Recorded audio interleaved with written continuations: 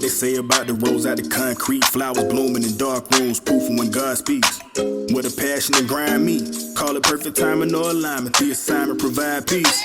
Confirmation through conversation. My knees been blooded, been praying for patience. Embracing these affirmations, we made it. Hard times, but we made it. Been shaking the devil off under pressure, we never faded. We the living proof of the promise, being honest. We cut from a different cloth. Black excellence satisfying us, we the living proof. I don't deserve it, far from perfect. A product of taking chances and leaning on his discernment. We the living proof.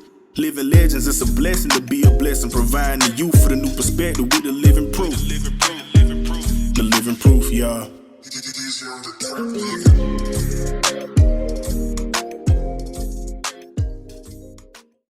Alright, this is going to be a special, definitely different episode of Living Proof. And what's crazy, I'm going to be completely 100% honest with you guys. Last night I recorded a video and I was going to post it. And then it was like, I guess I got to call it what it is. The Holy Spirit was just like, nah, don't do it. And so in the video, I meant everything I said 100% that I made last night. But in reality, I believe it's a thing of being a little too real. And too real, what I mean based off, my opinion and I guess my belief system, which I really can't go off of. But it definitely would have ruffled a lot of feathers, and I think I would have cut off, an audience that maybe needed to hear what I was going to say because of how I said it. Remember the method over the message, what we talked about before. But so I said I'm gonna back up a little bit, and it's crazy because I'm actually in like a much better mood. I'm sure not the only one. These past couple of days have been dark, not even for African Americans, but for everybody. Dealing with the whole COVID issue, coming off of that, and I guess like I said, coming off of it, I really don't know. But just looking at the whole aspect of just everything going on right now, it's been heavy. And so yesterday, we took the boys hiking. With Young Brothers Academy, YBA the way, we took the boys hiking, and it was really just an amazing time to get away. We were still able to drop gems inside of them, and so while I seen people protesting, and my heart was definitely with a lot of them. We'll talk about that in a minute. But I felt like my form of protest and stand up against systems that in turns oppress us. Was spending times with our youth, and that was something that really, I guess, was strong in my heart. Is because we talk a lot about legacy and things we want to leave behind. Not saying the kids wouldn't have benefited at a protest, because they definitely would have, but just having that time to get away. And I think sometimes that's what we have to do. Even with this whole situation, man, it's heavy. But just to take a step back, you know what I'm saying, and just to really just feel, you know what I'm saying, and get through it. So today I'm feeling a lot better, and I just thought I'd come and share a few things.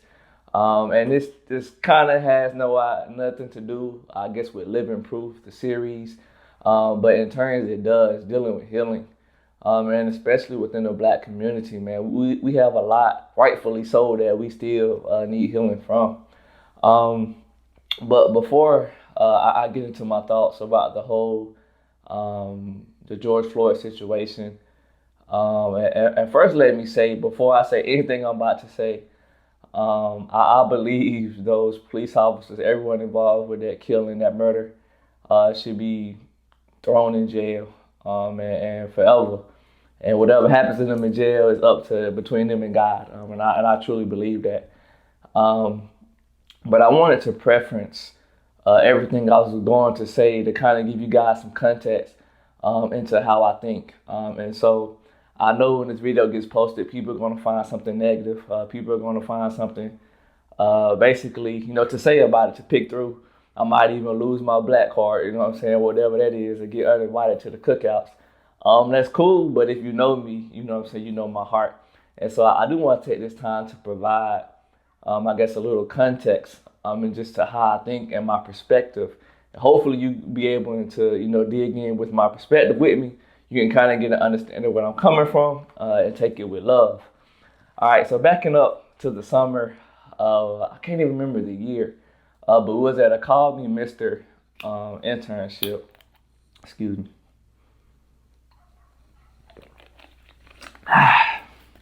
But we was at a copy mister internship, and we was in one of the classes.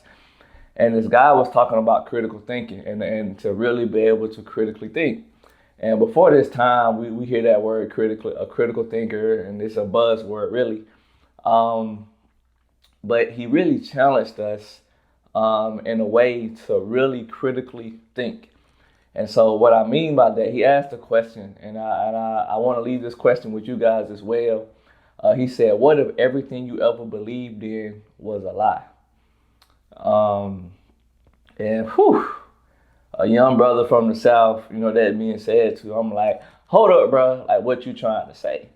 And he was basically like, he said the same question again. He was like, what if everything you ever believed in was a lie?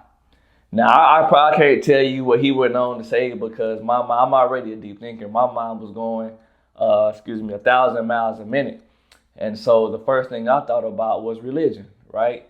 What if God, wasn't real? What if there wasn't anything after death? And so I definitely wrestled with that for a little bit. But what I really started to see, even looking at the word, is that God intended, for us to have heaven on earth. And that if we are truly Christians or want to consider ourselves spiritual or whatnot, the life of Jesus is really how, the principles within the Bible and the life of Jesus is really true leadership, and in essence how we should live our lives. And so I didn't choose to become a Christian because I guess, just things after life. And I know that's a perk of it, but I really chose to become a Christian or follow that walk of life because of how Jesus led. And he led through love, and I really believe that's the answer. And also my personal experience with my faith, like I can't even explain it, but I do understand, there's people out there, that does not believe what I believe in, and it's perfectly cool. It's fine with me. I'm not here to push religion or any of that things. I'm just telling my story, you know what I'm saying, and connecting my thought process. And so who would have known, what religion I might believe in had I been raised in a different family? And I had to understand that. So I understand people don't think the way I do. And so even thinking through that whole process of what if everything you ever believed was a lie, I had to think, you know what I'm saying? Like, what if I was raised in a different family? What if I did, come up within a different culture in a different country? And so I had to accept the fact that I may be wrong. And I may be wrong about my faith. And I think that's the whole ideal of faith, right? It's to believe in the power of belief. And so that really helped me understand religion a lot. Because I used to look at, just being honest and candid, I used to look at people at different faiths, and I'm like, what's wrong with them? Say, do they not know the true God, the living God, the one who rose, and just going on, right? But I really had to sit back and look, that they believe what they believe for the same reason I believe what I believe. And so my faith has just been, a big thing, but just also helping me to see humanity and just light differently, and to truly be able to see both sides. In the first episode, I don't know, you're probably going to see this before you see the first episode, and that's perfectly fine. But I was telling my story about the courthouse, working at the courthouse in Anderson. That's how this poster or news clipping y'all see behind me came from when I first told my story, and my life changed, the whole healing process, blah, blah, blah. But yeah, and so I was thinking about working at the courthouse. If you know anything about Anderson County, super Republican. And I was working at the courthouse under a Democratic, county administrator. So that was an interesting dynamic within itself. But let me go ahead and be honest. When I talk about working at the courthouse, being a county intern or whatnot, I was a glorified do boy. Let's be real. And so just imagine you at your job. You don't feel like making copies. You don't feel like filing papers. You don't feel like running to the store for the company. Hey, yo, Justus, I need you to do this. And, at the time, I definitely didn't mind just because of the rooms it put me in, the places I was able to go. So I was happy, and run to the store. It gave me something to do anyway. And the thing I hated about being an intern was filing papers. Oh, my God. Like the first day, every time I walked into work, I have a stack of papers on my desk, you know what I'm saying, that had to be filed. But that's probably the only part I hated about that job. But it put me in different rooms and afforded me different opportunities. For example, it was this lady, Miss Cindy Wilson. I love her. She's on county council here in Anderson. And that's gonna be a part of the book later, so y'all probably gonna hear the story again because it goes back to, you know, just perfect timing or alignment. But she invited me to this horse show. And I ain't never been to no horse show. Long story short, back up a little bit, Justus. I was being the do boy. She needed some, I don't know what you call them, things you put posters on, easels. She needed some easels. And so I had to go around different places, finding her some easels. And so I delivered them to her. And so while I was delivering them to her, she was like, you know what, you should come to the horse show. She was like, bring your friends. Now, I don't know if she thought that, you know, I just got to give the invitation or this brother really about to come to the horse show. But I took her up on it. And so me and my homeboy Myson and my homeboy Alvin, we pulled up at the horse show. The blackest stage there, looking like, you know what I'm saying, we knew what we was doing. But it was just an amazing experience. And she was blown away at the fact that we even came. And so that was really what sparked our relationship. And so next thing you know, Ben Carson came to town in Anderson. And so because she was on county council, you know, she had the plugs and the connects. And so she invited me to come out of here and speak. And so I did not know what I was getting myself into. Oh my God, I wish Myson was here because he could tell y'all a little bit about the experience. Because I don't think I ever been that uncomfortable in my life, but let me keep going. And so I hit up Myson. I was like, you know what? I got invited to this. He spent some time with me at the county. He met my boss, kind of hung out with me at work. So I was kind of familiar with him too. So I called him up. I was like, look, bro, I got this invitation to hear Ben Carson. And we kind of already been hearing about him. And so we went into this room. It was probably, y'all gonna think I'm lying. It was probably like 500 plus white people. Now, I grew up around, you know, a good bit of white people. I'm trying to think where I've ever been in a room that white. Can't think of none. So you can only imagine, you know what I'm saying, just being in the state of I'm going to get that word out, hold on. Disequilibrium. That was tough. But just really what was going through our minds. And it's just like my heart started beating fast. They had like the Red, Riding Blue playing like little banjo music. And me, Myson, Ben Carson, and somebody that worked with him was the only black people in there at all. And so, of course, we walk in, the room already filled. Two black boys, they like, whoo. And then Miss Cindy Wilson come grab us and say different, like, who these boys is? And so we finally, they sit us down. They sit us dead in the middle of the whole, the arena, the place that it was at. And my God, man, I've never been so uncomfortable in my life. But it really helped me to, I guess, see another side and just to see how other people think. And not even counting my experience at Anderson University, because that gave me a complete, you know, sense of one, exposure, you know, to how white people think and just how they operate. And it definitely was some confusing times. Like, why do you do this? Why do you think like that? But just being in that position, those uncomfortable positions, helped me really to, one, get back to that word humanity, but being able to see another side. And so I'm saying all this to give you guys context going into how I feel about this whole situation. And so just being 100% real, it really was hurting my heart to see all the protest, not the protest, excuse me. I love the protest, but the rioting and looting that was going on. And I understand people quote the whole term, you know, rise up, language of the unheard.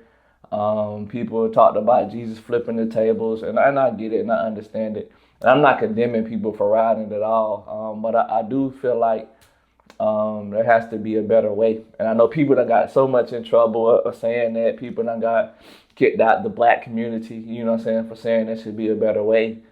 But when I look at what happened, like I said, the police officer should be in jail. The what happened in Minneapolis with, the police. It's tough, man. It's tough.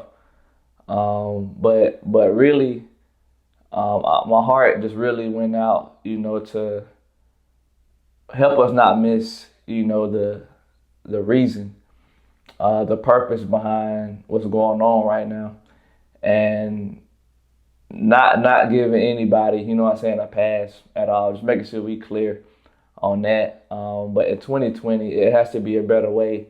And when I say a better way, it has to be a purpose and it has to be a plan to how we move. And Killer Mike said something, so profound, how it's a time for us to really strategize and put things together. People always bring up, the civil rights movement and how they moved, but they moved with a plan.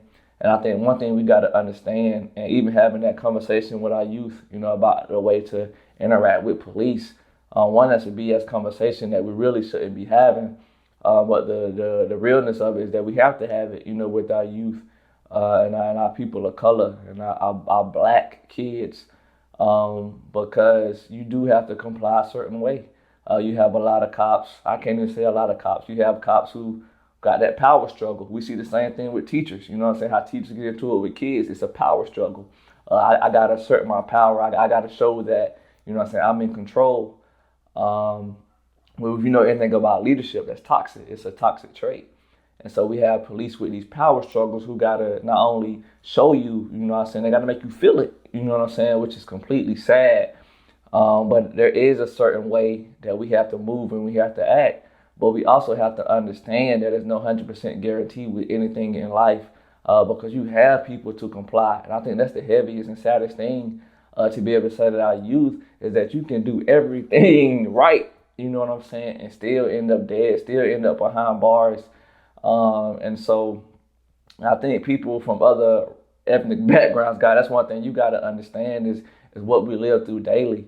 And no, I'm not going to be one to say that I wake up every day in fear and I'm going to lose my life. But because of my faith, I'm a firm believer that we don't walk in fear. And it goes back with the power of belief. If that's always in the back of your mind, that's what you're going to be looking for. And I'm a true believer. What you feed grows. What you give that energy to, it grows. It gets larger. And so when I say that there has to be, a better way, there has to be a plan. There has to be something put in motion. And I do hate the fact that we talk about MLK as something as someone peaceful that didn't knock if he needed the buck. You know what I'm saying? Like Martin Luther King wasn't one to be played with, and I think that's one why he ended up in those places that he was in, because not only did he speak truth in the places that he was in, but he asserted himself within it. And people say, Malcolm X was just the eye for an eye. Martin Luther King, he wasn't backing down from you. It wasn't no punk in peace with that whole scenario.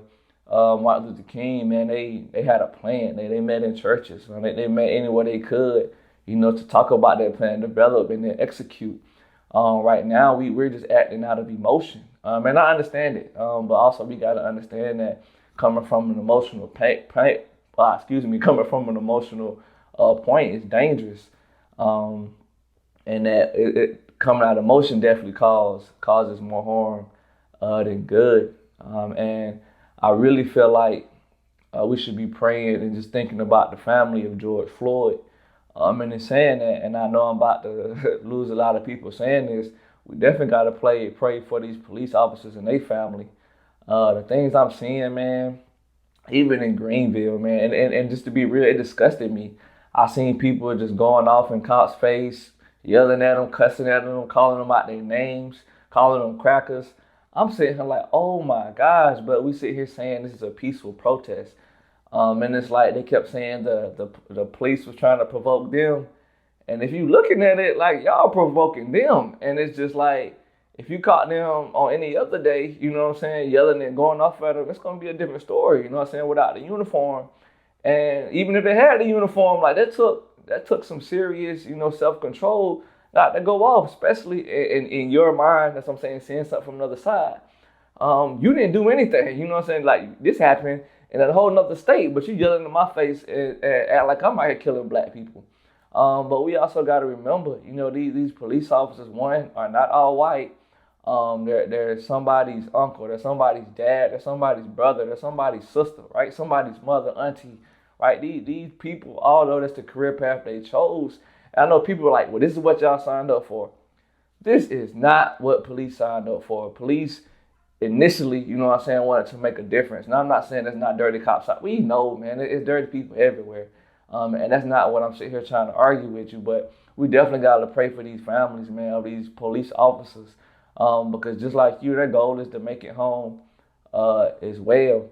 And so I really think that we just have to be mindful of things we advocate for and things we do without thinking about that other side. And I did make notes so I didn't get too ramble. And so my next question, and it's simply to our black brothers and sisters. I feel like we acting out of emotion, but we don't have like a direction to that anger, that direction to that emotion, that hurt. What do you want? And what do we want as a people? I feel like we do a lot of stuff without an ask. And so to some people, it's like, so what are you really doing this for? I heard a lot of different, I guess, objectives. And it wasn't collective. I heard people talking about affordable housing. I heard people talking about voting. I heard people talking about a lot of different things, but nothing was strategic. We talk about the civil rights area. We talking about voting rights, and things that even before then that set us up for failure. Because we can't forget, about the grandfather clauses. We can't forget about the Jim Crow laws. We can't forget why the Freedmen's Bureau didn't work, and just all the systematic oppression things that was laws against black folk. And I'm gonna tell y'all, I'm gonna be 100% real with y'all. I've been against this protest and everything and rioting and not protest. I keep saying protest. The rioting, because the protest is cool, the peaceful. But the rioting and looting, and I started to think. I woke up probably 2 mornings ago and started thinking about Black Wall Street. Wee! Man, if you don't know anything about Black Wall Street, please look it up. I learned about it while in college. It's crazy. All them years without knowing anything about Black Wall Street. And you talking about quick synopsis on Black Wall Street. Man, it was a black city. Black owned everything. Like the black dollar stayed in that community. They said for like 5 to 6 years before it ever left. You had your barbershops, your malls, your salons, man, your banks, your hospitals, your dentists in the same city, like all black owned. You know what I'm saying? And who burned it down? Who burned it down? Like when we talk about race, but this whole idea of economics. When they seen we was on the same playing field as them, it became we instantly became a threat. When we became free, we became a threat. I'm not going to a history lesson, but they should let us learn this stuff. Cause we do learn this stuff, you know what I'm saying, in school. We're supposed to. It depends on how the teacher teach it. But that's a story for another day. But yeah, what do we want? What is our ask? We talk about 40 acres and a mule. And black folk always talking about reparations. And one thing, just doing my own research and looking into it, during that time, your politicians stuff was talking to your black leaders. And during that time, your black leaders was your pastors and things of that nature. And so they went to our black leaders and they asked, what did you want? What do you want? And it was like, do you want money? Do you want us to police you? Yeah, our leader said no. One, y'all definitely not gonna police us. You know what I'm saying? We can police ourselves. And two, we don't want anything from you as far as money wise, like no handouts. They said they wanted, land, and they wanted tools to work it. They wanted to grow their own foods. They wanted basically their own Black Wall Street. You know what I'm saying? Tulsa, Oklahoma, and that's where the whole 40 acres and a mule came from. But when Abraham Lincoln died, that was done away with. All right, I want y'all to look it up for yourselves. We can have this whole history lesson right now. And so everything that I guess was supposed to help uplift, the black community was shot down by who? white people. And now, white people, let me talk to y'all right quick. I'm definitely not saying feel bad, feel sorry. You know what I'm saying, for what your ancestors did years ago. They got to deal with that themselves. But at the same time, you in a perfect position right now not to be bound by them same shackles and that same mentality that held your grandparents or their parents down. You got a chance to speak out. And no, I don't know what you can say, but it can start with your actions. You know what I'm saying? It can start with your want to expose yourself to something different than you're used to. That's what it can start with. You know what I'm saying? It can start with tweeting Black Lives Matter and watch how your family react. We say it, and it definitely, you know what I'm saying, you hurt all lives matter. You hurt something deep when you say Black Lives Matters, but you gotta think about why. Why does it hurt so bad? Mom and dad, why does it hurt so bad, you know what I'm saying, when you hear Black Lives Matter? I think we really gotta have that conversation. So that can be a place to start. I have people already to reach out to me to ask me questions. I don't have the answers. I don't. Like I said, my firm belief is how I live my life daily, and trying to really leave a legacy. And so, yeah, let's find a better way. Hit me up if you want to connect. If you got areas, feel like you got an answer, we can really, you know what I'm saying, do things together, and that's the only way it's gonna get done. That's the only way the civil rights movement ever worked, is because they did it together. But people also got to understand, you can't kill our leaders and get mad when we don't have no direction. It's kind of crazy, right? It's like pour oil and fire, and it's like, oh my gosh, that fire got big, But what did you expect? And so our black leaders are here. We're definitely alive and well. We just have to come together. And I'm going to say it till the day I die. Black lives will forever matter.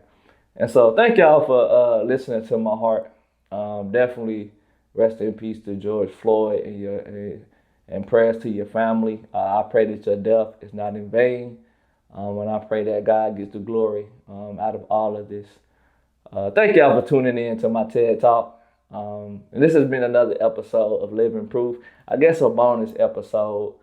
But thank you guys for tuning in. Be sure to like, share, subscribe, all that good stuff. And we're definitely better together. We out. Yeah.